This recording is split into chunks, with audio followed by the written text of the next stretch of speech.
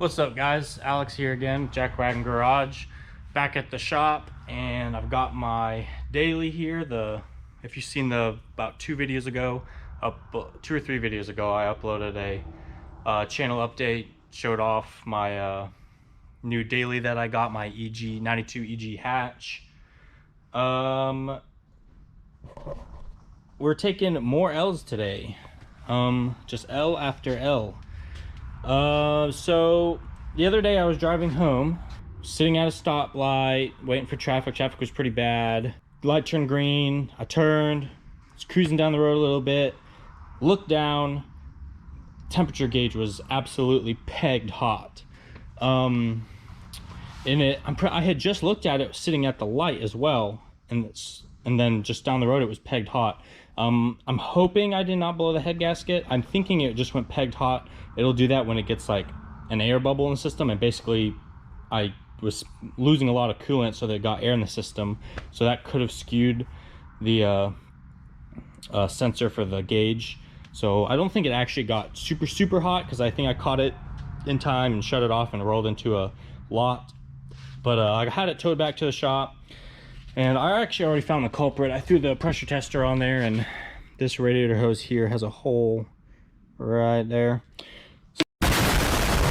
So I've already gone to O'Reilly's and ordered some hoses, everything that they had. Some of their stuff had to come from their hub store, which is in downtown.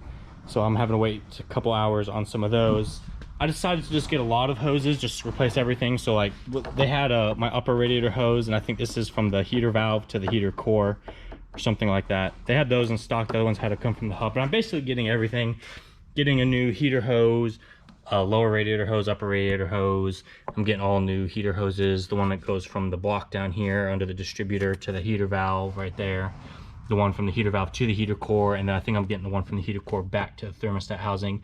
I think I ordered these throttle body ones too, the one from this hose to the throttle body and this hose to the intake manifold. I think I ordered those. So I'm replacing like just a lot of the coolant hoses in this general area, just because I also don't really like, let me grab a flashlight, I don't really like the way the lower hose looks. You can see it's, I don't know if it's be able to tell on camera, but it's really swelled up and just really old, and it's starting to get weak. So I'm just, after looking at that and after getting a hole in the heater hose and whatnot, I decided I should replace a lot of hoses. So I'm gonna get the car up in the air, drain the coolant, and start removing some hoses. All right guys, I got the Civic pretty much all back together. I just gotta put the intake tube back on, but I'm gonna wait until I get the cooling system vacuumed down, get some coolant in it, make sure I have no leaks. But I went ahead and did replace this hose going from here into the throttle body, and then it's a metal pipe, and then going from here down into the intake. Those hoses were pretty hard, so I went ahead, so I did the 2 of them. Like I said, I replaced the little hose going into the heater core from the heater valve, and I replaced the hose, which was originally my problem, was this one here going from the heater valve down into the head.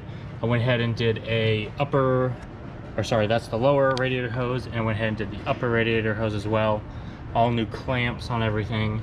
I didn't do, well, O'Reilly's actually said the hose was coming from their hub, but it actually had to come all the way from Nashville, so I won't get that till tomorrow. The other heater hose going from the heater core into the thermostat housing, that hose looks fine and it feels fine, so I may not even replace it, but I do have that hose coming tomorrow in case I decide I do want to replace it eventually. But I'm going to go ahead and suck the cooling system down, get a vacuum put on it, get it filled with coolant, and then pressure test it, make sure I have no more leaks. All right, I just took a video explaining everything, and I realized that the GoPro was recording sideways. So I'm going to have to try to remember everything I just said. Basically, I was just saying everything's together. I did pressure test the system. Everything looks good. It was holding pressure. I didn't see any leaks from any of the new hoses and clamps I put on, and nothing from any of the old stuff I didn't replace. I got my intake tube back on, so I think we're good to go here. I hope it didn't blow the head gasket. Crossing my fingers. I'm just gonna have to drive it around and make sure it doesn't run bad or use coolant or blow any smoke or anything. So I'm just gonna have to, like I said, test it out. I'll have to give you guys an update whether or not everything seems to be checking out good for the Civic. I'm gonna give you all a quick update on the Integra motor. Crankshaft's in. I plastic gauged all the bearings, all the oil clenchers looked proper, so went ahead and got everything torqued. So the crank is in there, spins nice and smoothly. Oil pump is on. I got new silicone all around it, a new front main seal, and a new O-ring behind here. I went ahead, took it apart, made sure it didn't look really scored. It had a little bit on the face, on the backing plate of the oil pump, but not too bad, and the gears themselves looked really nice still. So I went and just threw some assembly lube in there and stuck it back together. I also got my rear main seal on, got a new actual rear main seal, and then I got the plate bolted up with some silicone around that as well. So everything looks good on the motor.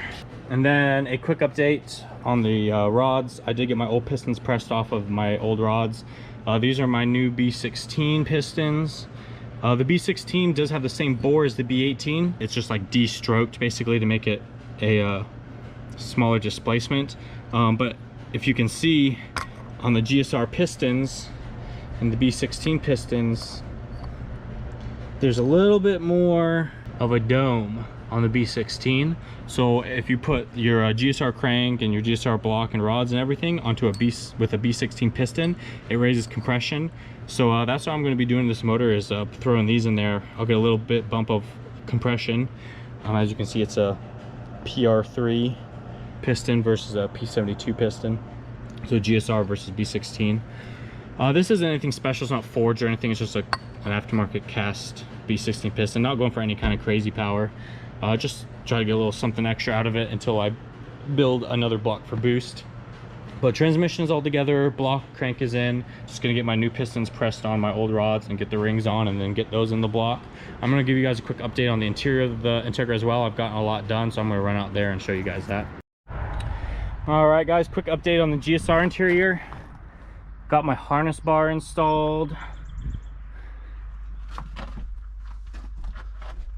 I got the harnesses installed. Got my new bucket seat installed.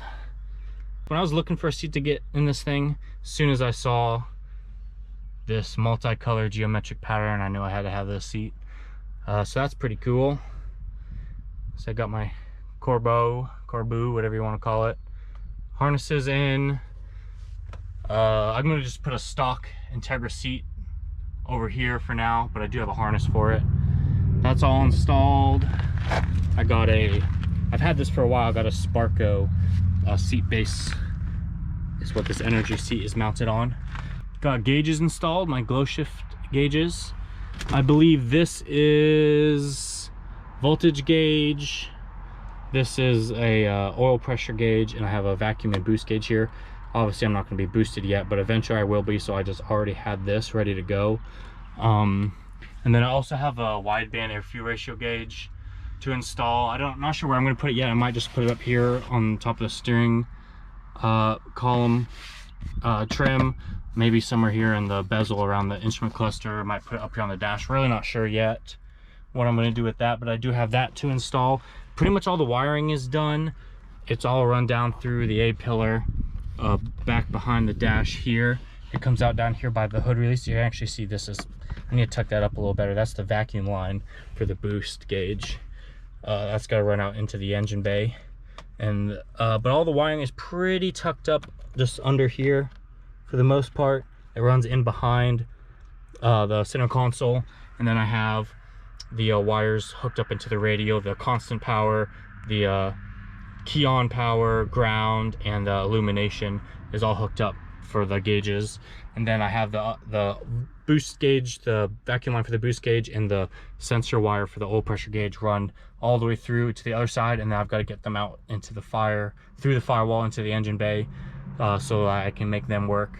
And then I basically haven't really done much with the wideband. I have the same wires hooked up into the radio, the continuous power and the key on power and all that hooked up into my little controller box, but I have to get that hooked up into the gauge.